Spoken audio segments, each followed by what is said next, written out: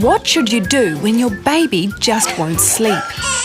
Just get her up, play with her, and then maybe try again in about 20 minutes.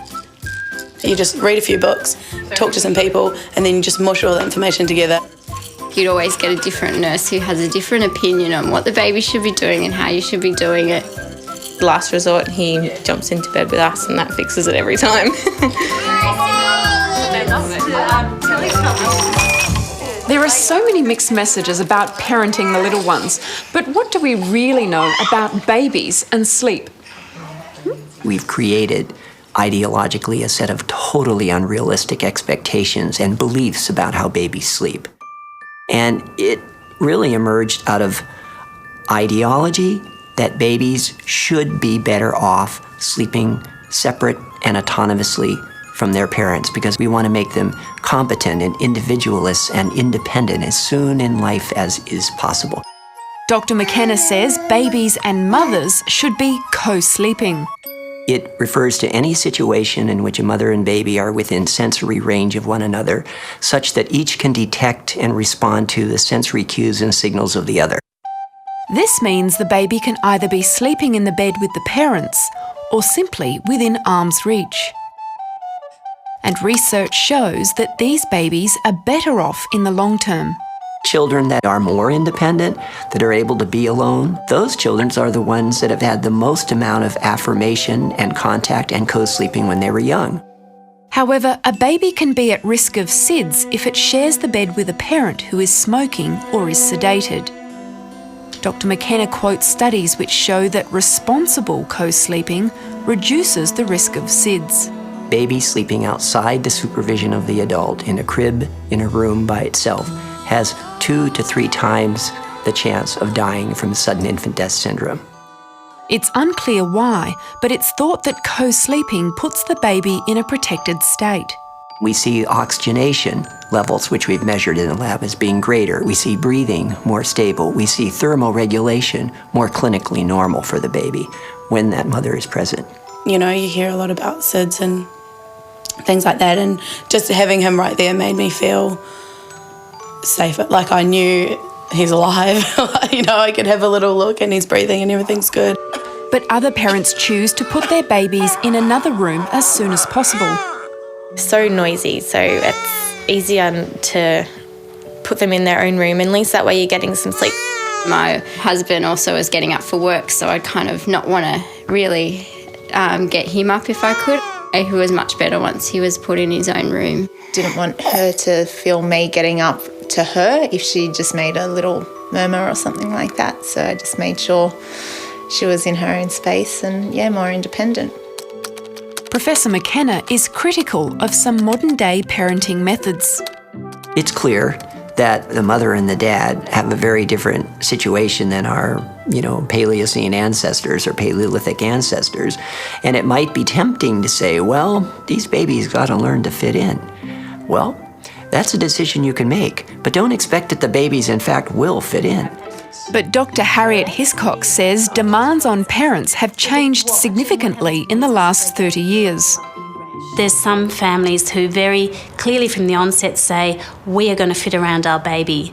And they tend to often carry the babies a lot more, feed them a lot more regularly, and even share a sleeping space with the baby. But for other families, this just really is not possible in this modern day and age where they've got to go to work or they've got to care for other children. Professor McKenna believes the most important time for co-sleeping is while the baby is breastfeeding. We know that most of the medical organizations, including American Academy of Pediatrics, recommends that babies breastfeed for the first year of life. So it wouldn't be unusual at all for babies to be relatively close in the same room with the parents. Now, the babies won't be feeding quite as much after the 6 months or 7 or 8 months, and maybe mothers will at that point feel that their babies can handle sleeping separately in another room. The reality is that newborns are programmed to cry and wake up for regular feeding. They're going to double to triple the size of their brain in the first year of life, and guess how that happens? They do it by breastfeeding and sleeping and breastfeeding and sleeping. And we can't just nullify that culturally or write a memo saying, we got to get these babies out of the bed Why? Who said? Where's the evidence? That is not a medical truth. That's not even a scientific truth. That's a cultural choice and a construction. And parents, at very least, ought to know the difference. But what do you do if your baby just won't stop crying? This is such a controversial issue. Do you soothe them until they stop, or do you just let them cry it out? I just let her cry it out, but if she does start to sound really distressed and she needs me, I'll go in, give her a dummy and then walk straight back out. I don't pick her up or anything. She needs to learn that I'm not going to pick her up every time she cries. Sometimes they cry and they're screaming and it just feels awful and you're like, oh, I won't be able to do this for long. I'll be going in there in a minute, yeah. What these mothers are talking about is called controlled crying. I think that controlled crying is an unfortunate and unnecessary social invention. Very, very recent. There are no people on the planet that actually, other than Western industrialized folks, that actually even know what that is. They're not trying to be selfish. They're really communicating their love and affection and their needs for you. It's a pretty pure emotion. It's something somewhat to be celebrated despite the fact that it can be hard. The definition of controlled crying is often understood as leaving a baby to cry until it's exhausted.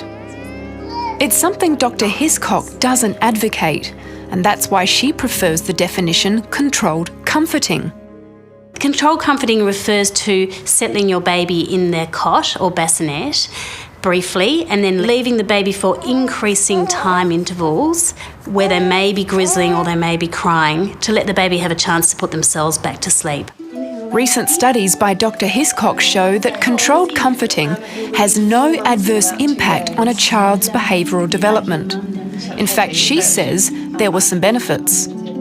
Controlled comforting works in about 70 to 80% of babies to improve their sleep, and that in turn is associated with a reduction in postnatal depression symptoms. Interestingly, 45% of Aussie mothers develop postnatal depression if their baby has a sleep problem. The baby waking up overnight, we know from our work, is associated with a doubling to tripling of the risk of postnatal depression. A mum who's depressed finds it very hard to function. She can't enjoy her baby, and that has long-term impacts on the baby's social and emotional development as well as on their language development. We don't want to produce very unhappy and disappointed and exhausted parents. This is a given. At the same time, the baby's emotions, the baby's physiologies are not going to be subject to cultural nullification.